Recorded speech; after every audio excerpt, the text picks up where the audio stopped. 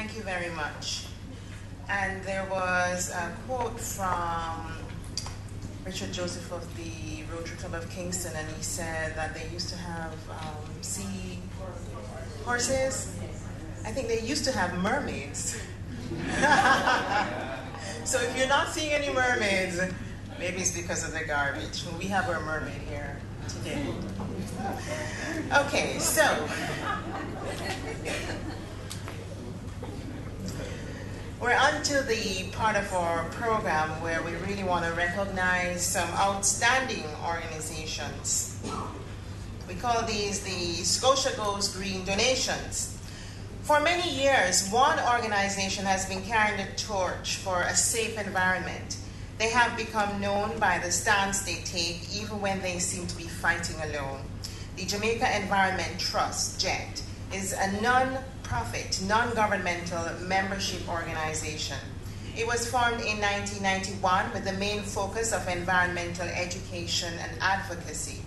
They operate Jamaica's largest environmental education program, the Schools Environment Program, which has been in continuous operation since 1997. JET delivers a legal program providing legal advice to communities affected by environmental issues and conducts campaigns to protect specific natural resources. They organize field trips, environmental events, and an annual beach cleanup. JET has assisted our staff at Scotiabank in doing research on the environment, and in December, when we had our environmental branch competitions, Diana McCauley tells me that they received numerous calls for advice and ideas. While we tried to flesh out our Scotia Goes Green program, Diana provided free consultation, and we credit her today with the idea of including photos and videos in the Clean School competition. Thank you very much, Diana. In recognition of your vision and passion and the commitment of your organization, Scotiabank now makes a contribution of $500,000 to your organization. Our President and CEO, Mr. Bruce Bowen, would you please come forward and make this presentation, and Diana?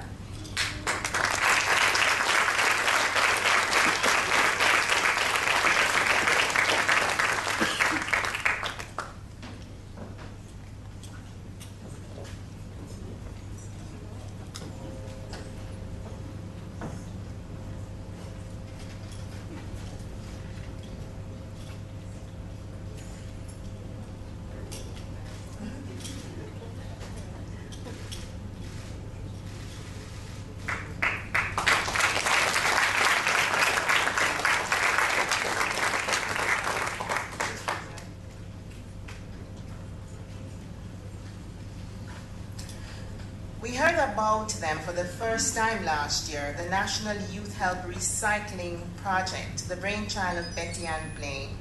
She approached Scotiabank with the idea and asked if we would fund the cost of a pilot project to provide employment for a group of boys in Grandspen who were being organized to collect paper for recycling. We talked, considered, and finally decided to assist. So we had our staff do the training in customer service, and the bank provided funds to get the project off the ground.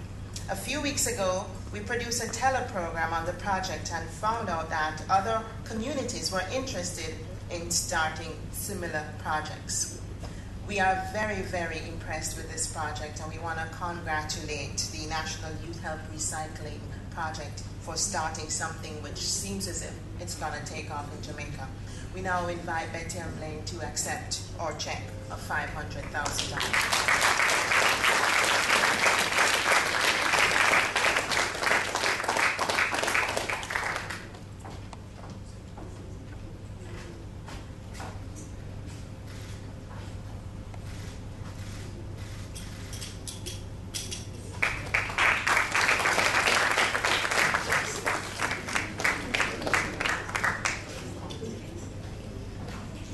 Thank you very much.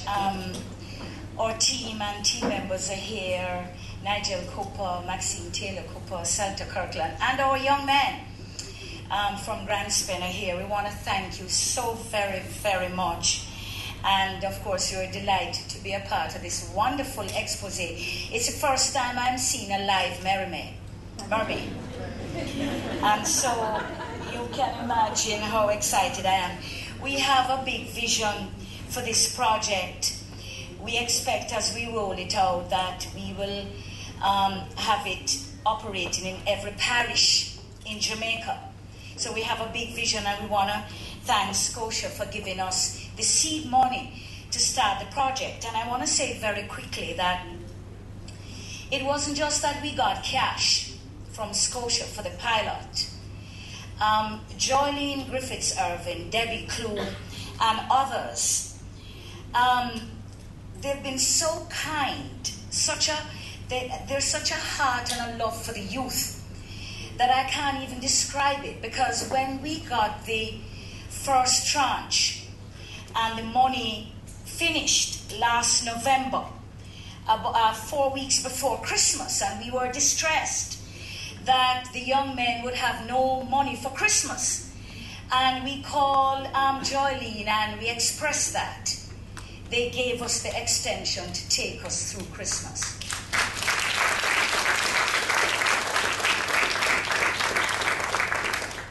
And the love that they've shown for our young men, I can't describe it. At the training, the way it was, the young people I know are very, very grateful for this. And we continue to get help from Scotia on this project, even though the initial money was just for a couple months. So we want to thank you, and we want to say that we are absolutely committed to the youth of Jamaica. And over the past 2 weeks, I've been exposed to the underbelly of the idleness and hopelessness of our youth. It breaks my heart. We have a lot of work to do, and I thank Scotia. Thank you, Mr. Bowen, and I hope we'll continue to get your support with this project. Thank you.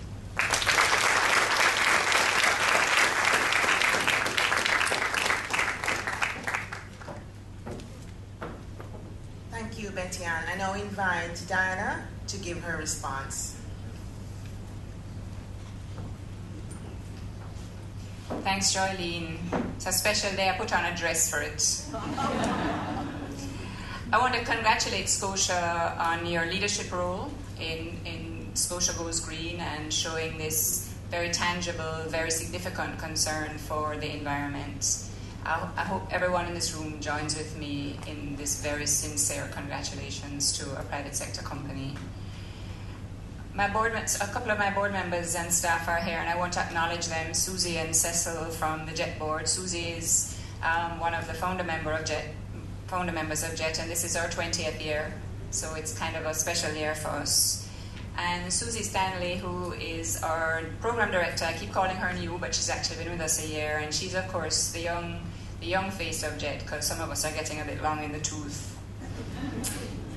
I want to thank Scotia for those images of the coast, because unless you actually go and do a beach cleanup, you don't see that. We drive by it and we don't really understand the extent to which our coastlines and the sea are being impacted by carelessly discarded garbage. So I hope many people will see those images and really take it seriously. I want to thank Scotia directly for their support for JET the institution. It is one thing to support projects, which is one set of money that stays with you for a period of time to do a specific project. But it is a different thing to support an institution.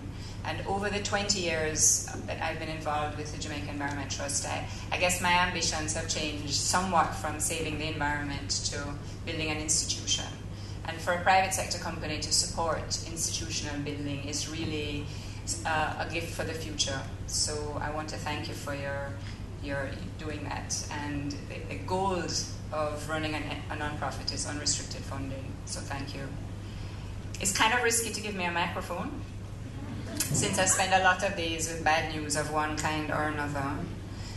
But I just want to say this, that in our anthem, we have this phrase, Jamaica land we love. And I don't think there's a person in this room, or a Jamaican anywhere, who if you ask them about loving Jamaica, they would not embrace that sentiment. They would say they love Jamaica. But we have to ask ourselves what we mean when we say that. And if it doesn't mean that we love the land, that we love the trees, that we love the animals that occupy the land with us, then what do we really mean when we say Jamaica land we love? So thank you, Scotia. This is a fundamental and very important investment in Jamaica's young people and in Jamaica's future.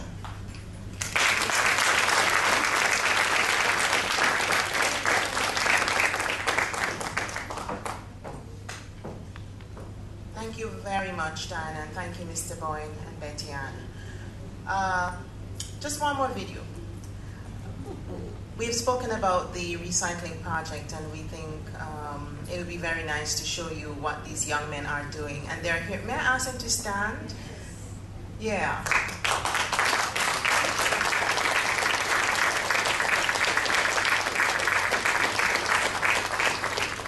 Thank you very much.